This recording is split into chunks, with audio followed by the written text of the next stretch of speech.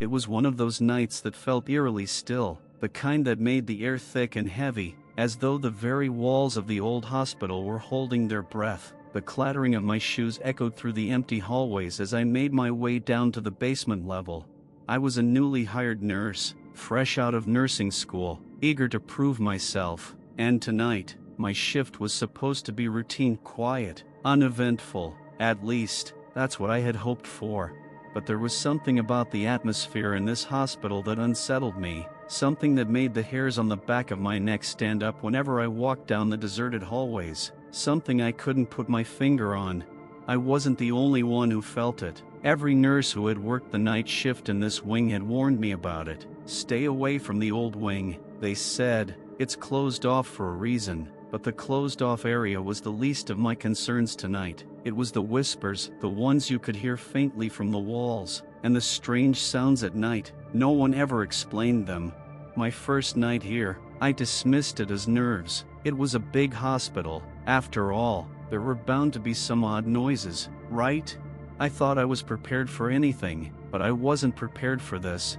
It was about 2 a.m. when the first strange sound occurred. I was making my rounds in the south wing when I heard it, a low, scraping noise. At first, I thought it was just the building settling, or maybe an old door creaking in the wind, but then I heard it again, a rhythmic scrape, like something dragging across the floor. My heart skipped a beat as I looked down the hallway. It was pitch dark except for the faint glow of the emergency exit signs. I glanced at the nurse's station. No one was around. I was alone.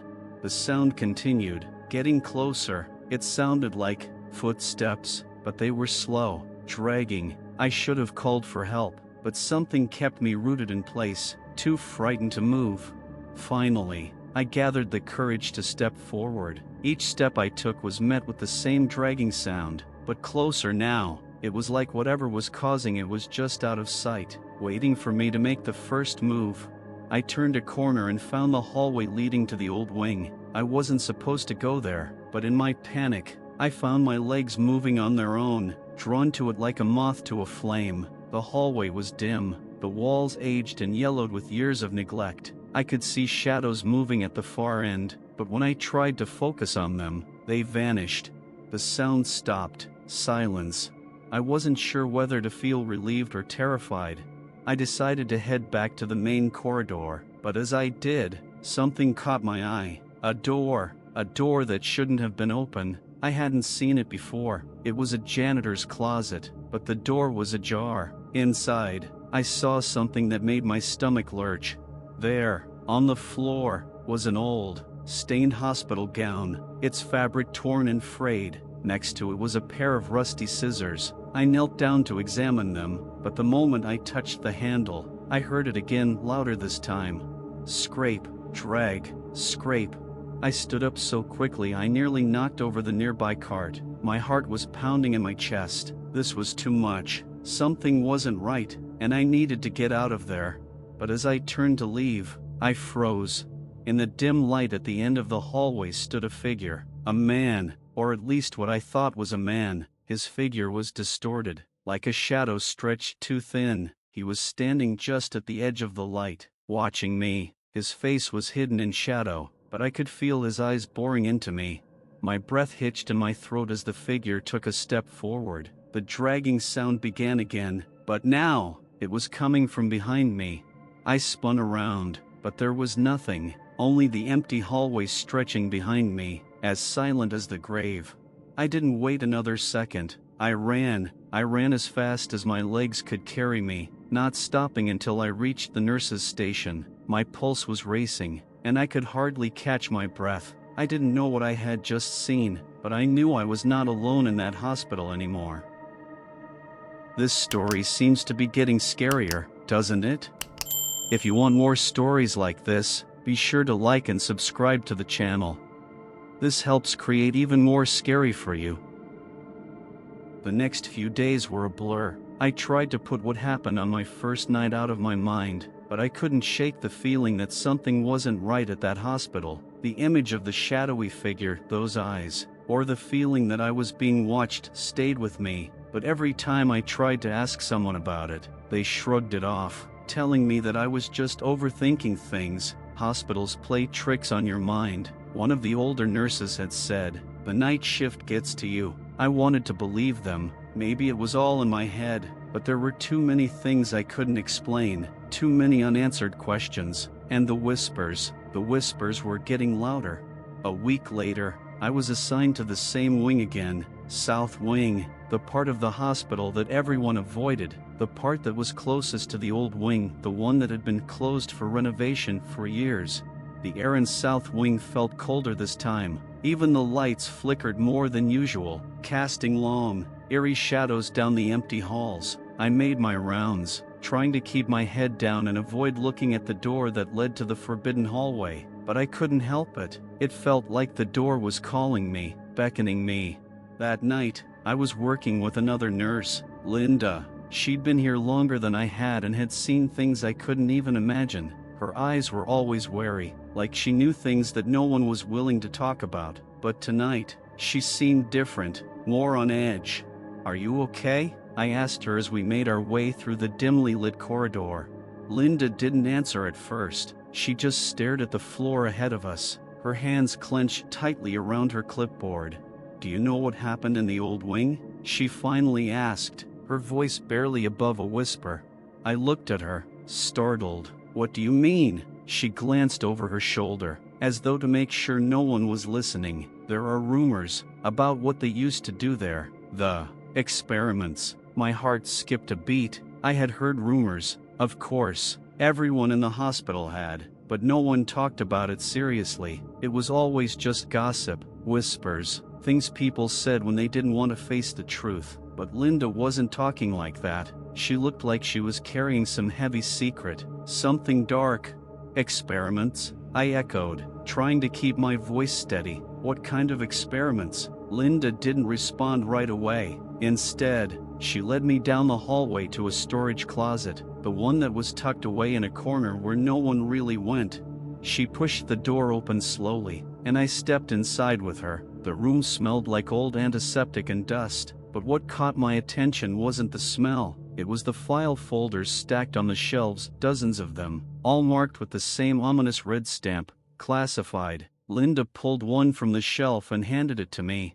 I opened it carefully, my fingers trembling as I sifted through the documents. The first few pages were medical records, patient names, diagnoses, treatments, but the deeper I went, the more unsettling the content became. There were pages detailing experimental procedures, unethical surgeries, and records of patients who had mysteriously disappeared without a trace.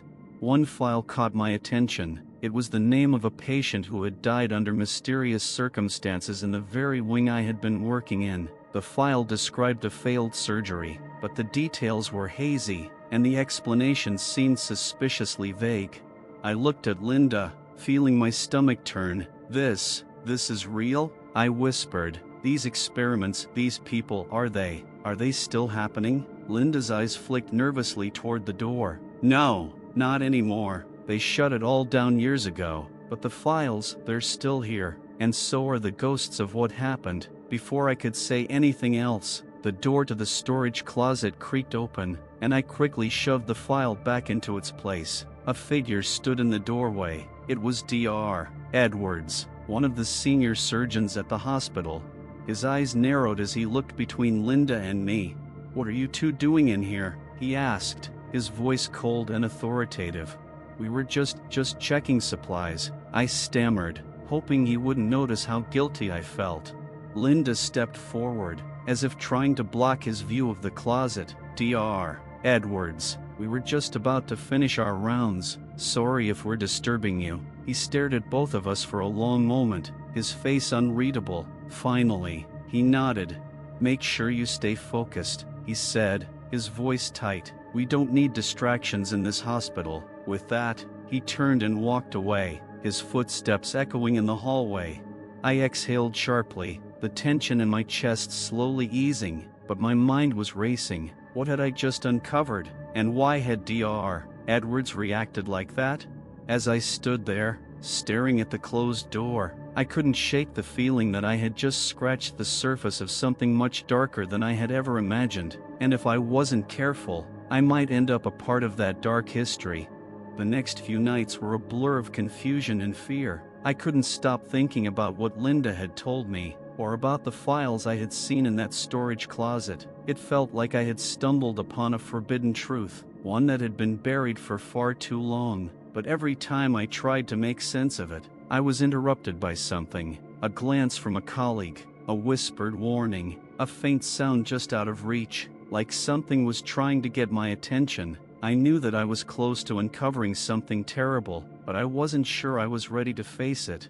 The whispers I had been hearing every night grew louder, more urgent. They seemed to follow me everywhere, like they were just behind the walls, waiting to be heard. And every time I turned a corner, I'd see something out of the corner of my eye, a figure in a window, a shadow flickering in the hallway. At first, I thought it was my imagination playing tricks on me, but after a while, I began to wonder if something was watching me, something that knew I was getting too close to the truth. One evening, after my shift had ended, I was walking through the main lobby when I saw a man sitting in a wheelchair near the elevator. I didn't recognize him, but his face was familiar, as if I had seen him somewhere before. His clothes were old, hospital-issued, and stained with something I couldn't quite identify. His eyes were vacant, staring straight ahead, but there was something about the way he looked at me that sent a chill down my spine. I stopped, unsure whether I should approach him. He had the look of someone who had been forgotten, left behind in the hospital's neglected corners. But then, as if sensing my hesitation, the man spoke. "They never told you," he rasped, his voice weak and hoarse. "They never told you what happened here." I froze. His words felt like a punch to the gut. How did he know what I had been digging into? Who are you?" I asked, my voice trembling. The man smiled, a small, sad smile that didn't reach his eyes. "I was one of the patients," he said slowly, "one of the experiments. They thought they could fix me, but they just made things worse." Before I could say anything else, the elevator door opened with a soft ding, and the man wheeled himself inside. He didn't look back as the doors closed, leaving me standing in the lobby, utterly speechless. I had no idea what he meant, but his words gnawed at me. What was he talking about? And why had he said they never told you? That night, I couldn't sleep. My mind was racing with 1,000 questions. I needed answers, but the answers were slipping away like sand through my fingers. Every moment felt like I was being drawn deeper into something I wasn't prepared to understand.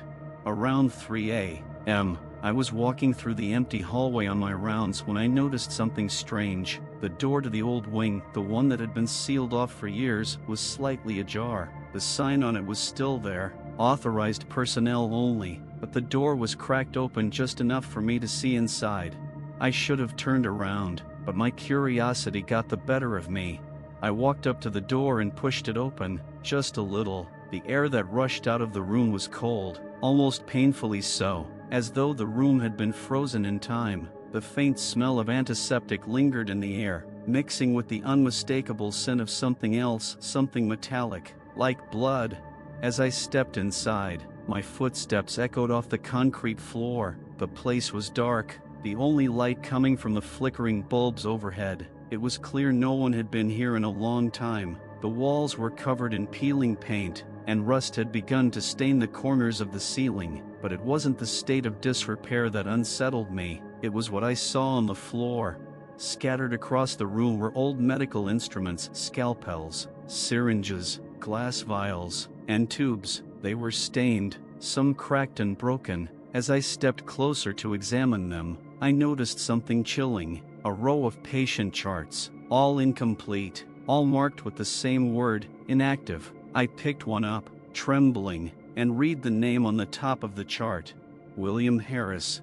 I knew that name. I had seen it in the files Linda had shown me, but it was what was written under the patient's condition that made my blood run cold. Experimental procedure. Subject unfit for study. Result: severe deterioration of mental and physical faculties. Subject terminated. The word terminated stood out to me, like a slap in the face.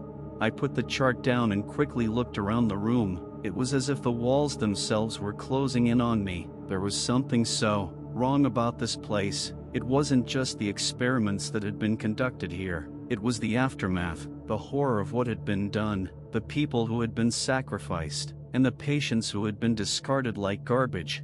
Just then, I heard it, a soft shuffle, like footsteps, coming from the far side of the room. My heart jumped in my chest, and I spun around. A figure stood in the shadows at the far end of the room. I couldn't make out any details, but I could feel its presence. It was watching me. Without thinking, I bolted for the door. As I ran, the shuffle turned into a rapid, scraping sound. I didn't dare look back. I made it to the hallway and slammed the door shut behind me, gasping for air. My mind was spinning. What the hell had I just seen? But even as I caught my breath, I knew that it was too late. I was in too deep now. There was no turning back. And someone was watching me. Something that would make sure I never found out the full truth. I couldn't sleep after that night. I tried to push the images from my mind, the figure in the shadows, the blood-stained instruments, the patient charts, each more horrifying than the last. But the truth was undeniable. The hospital wasn't just a place of healing. It was a place where people were used, abused, and discarded. And now, I was entangled in its twisted history. For the next few days, I kept to my rounds, trying to act normal, but every time I passed that door to the old wing, I could feel it calling me back. The weight of the truth felt suffocating, and I knew that if I didn't dig deeper, I'd never be able to live with myself. But each time I returned to the records, to the rooms, I felt like I was being watched. I felt eyes on me, even in the most deserted corners of the hospital. Then, one evening, while I was at the nurse's station filling out some paperwork, I overheard a conversation between Dr. Edwards and a few other doctors. They were talking in hushed tones, but I could catch a few words. One of them was safety, another was containment. And then I heard something that made my blood freeze. We can't let her dig any deeper. If she finds out, it'll be too late. My heart sank. They were talking about me. I couldn't believe it. They knew I was onto something. They knew I was getting too close to the truth. But what were they hiding? And what would happen if I didn't stop digging?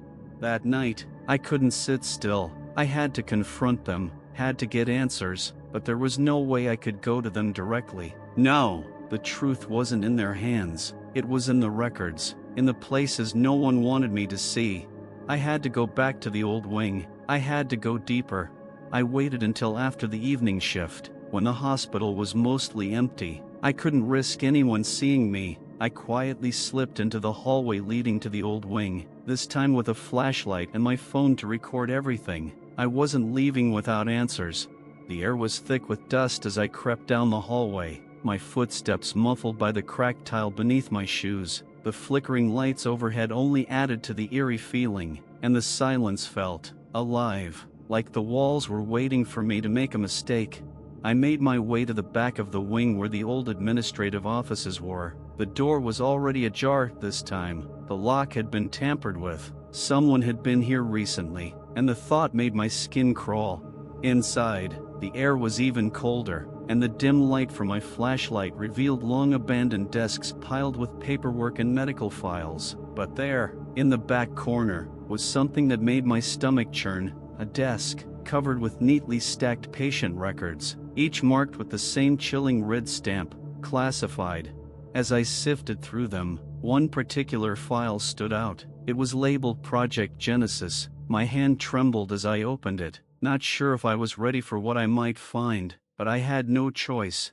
The file detailed a series of experiments conducted on patients, using a variety of methods, medications, surgeries, and strange, unapproved treatments, all in the name of advancing medical science. But these weren't just standard medical trials. These were torture. They were manipulations of the human body and mind, designed to see how far the hospital could push its patients before their bodies and minds broke down completely.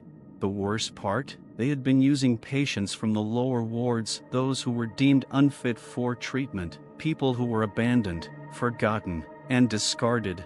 One patient, William Harris, the same name I had seen before, had been subjected to a procedure where his brain was chemically altered to induce heightened emotional states, turning him into something less than human. The file noted his extreme aggression and erratic behavior before he was ultimately terminated. The more I read, the sicker I felt. But it wasn't just the procedures, it was the sheer coldness in the way they wrote about their experiments, as though these were nothing more than trials in a lab. And then, at the end of the file, I found something that made my blood run cold. There was a list of names, patients who had been part of the project, but underneath the list, there was a single note in red ink: Subject 5479, current status, active, containment recommended. I looked at the number in disbelief. Subject 5479, it was me. I turned around, my heart pounding in my chest. That's when I heard it, the soft scraping sound, like dragging footsteps. It was coming from behind me. I turned, and there, standing in the doorway, was the same figure I had seen in the shadows before. The man, the one who had been watching me. I tried to speak, but my throat was dry, my voice failing me. He took a slow step forward, and I could see the faint outline of his face, an empty, hollow face, as though he had been stripped of every trace of humanity. His eyes, hollow and black, stared straight through me. "You shouldn't have come here," he whispered, his voice low and raspy. "They'll never let you leave now." I backed away, stumbling as I felt my legs weaken beneath me. I had to get out. I had to run, but before I could turn to flee, I felt something cold and sharp press against my neck, a needle, slick with the residue of something dangerous. It was Dr. Edwards. He was standing in the doorway now, his expression unreadable. "You've learned too much," he said, his voice calm, almost soothing. "We can't have you walking out of here with that knowledge. You're going to forget all of this, and then you'll go back to being just like everyone else." I didn't have time to fight back. My vision blurred as the needle's contents began to take effect. I could feel myself slipping, the darkness closing in around me. The last thing I saw before everything went black was the man in the doorway, his hollow eyes watching me, waiting.